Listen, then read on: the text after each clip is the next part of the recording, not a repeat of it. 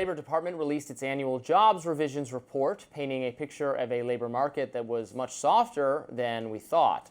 Now, the new report showing the U.S. added nearly 1 million fewer jobs than previously estimated, covering a period of 12 months ending in March. Press Secretary Caroline Leavitt putting the blame on the Biden administration, saying this. This makes it very clear that President Trump inherited a much worse economy by the Biden administration than ever reported. And it also proves that the Federal Reserve is holding our monetary policy far too restrictive.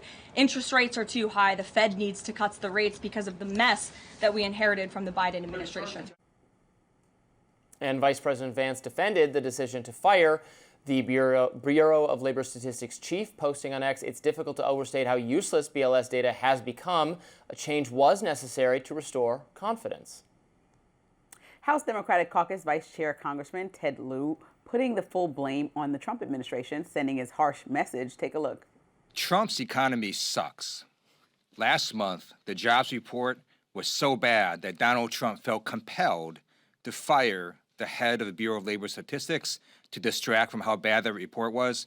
This month, the report was equally horrible because it turns out when you fire the head of BLS, that doesn't actually change the rules of math.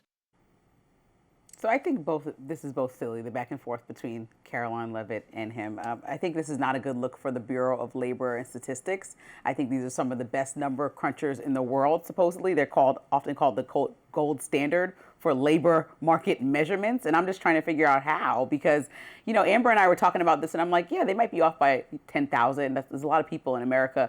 Off by 1 million is quite ridiculous to me. And I just don't understand what the calculations are or what's happening over there that you can be missing the mark by this much. But I also make massive revisions that were not in Biden's favor right before the election. And that's why I think, like, for firing the head of BLS, like, maybe there needs to be an overhaul and things need to change. But when it proves the point, in fact, against President Trump for firing this person because he thinks they're biased towards him, this actually is very damning towards President Biden and what his economy wasn't doing, which people were very critical of anyway. This proves even further than we automatically thought. And I have been on record criticizing Biden and the economy and many things, his immigration policy. However, I think when we look at how it's impacted the economy, it's way deeper than people thought. And this is another, I mean, should Biden have fired them also? I just think they need to get it together. Like, there's no way around the fact that maybe if you were going to audit organizations in the government, this is one to figure out to start with.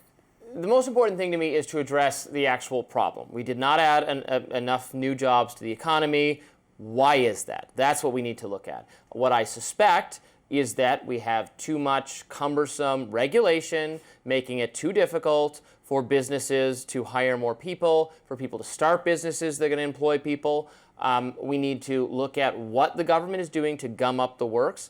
That is something that I have faulted Democrats for doing, for making businessmen's life more difficult.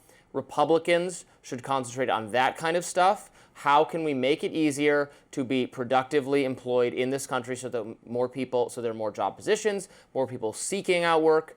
That should be the task of the administration. So rather than complaining that you don't like the numbers, you don't like how they counted them, you don't like that, all whatever, like, or firing everybody, like, fix the actual issue. And Trump has an issue. Like, a Goldman Sachs spokesperson said that how the tariffs will ultimately, in their analysis through their clientele, affect the American public. And they were saying, you know, at the end of the day, it'll push it upwards of 40% of prices will go up across the board. And President Trump was like, this person needs to be fired. Like, the person doesn't need to be fired. The tariff policy has to be successful and prove it, or we have to do something else. And I think that that's always the case. And we're talking about companies like John Deere, which is a really popular agricultural company. They have just come out yesterday saying how much they have to inflate prices due to tariffs. And so I think across the board, you have to consider how new policies, even if they might have long-term good effects, which Trump argues because we have less reliance on foreign nations, are impacting people right now.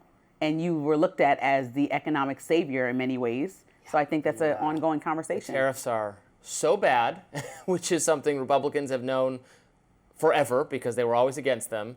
And it's Trump's signature policy, so they can't criticize it, even though I think it's very clear it's making things too expensive for people. Well, coming up next, CBS News is hiring an ombudsman for the task of keeping the network unbiased. But what if he's biased himself? I'll have more on that in my lens. Stick around.